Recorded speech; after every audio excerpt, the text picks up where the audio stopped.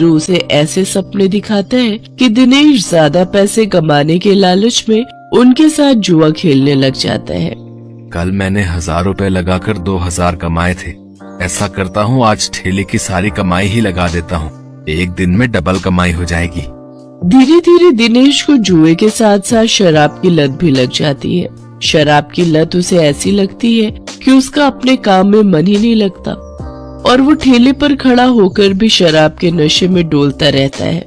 भैया एक प्लेट लगाना तो।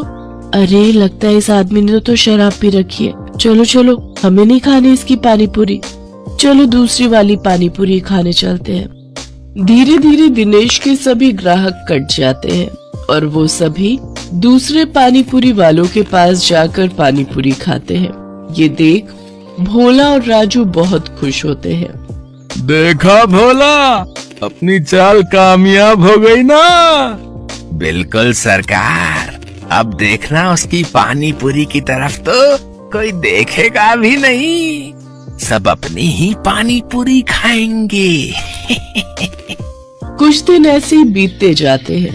अपने धंधे को मंदा देख दिनेश शराब और जुए की लत में और डूब जाता है और उसका बचा खुचा धंधा भी चौपट हो जाता है। ये सब देख संध्या और बंटू बहुत दुखी होते हैं। फिर बंटू अपनी माँ से कहता है, माँ, अब तो मैं कभी भी ठीक नहीं हो पाऊंगा ना।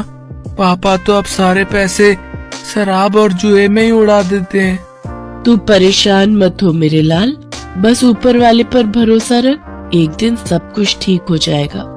सारा दिन नशे में धुत रहने और धंधा चौपट होने के कारण दिनेश के घर में खाने पीने के भी लाले पड़ जाते हैं। माँ, अब तो घर में खाने के लिए भी कुछ नहीं बचा।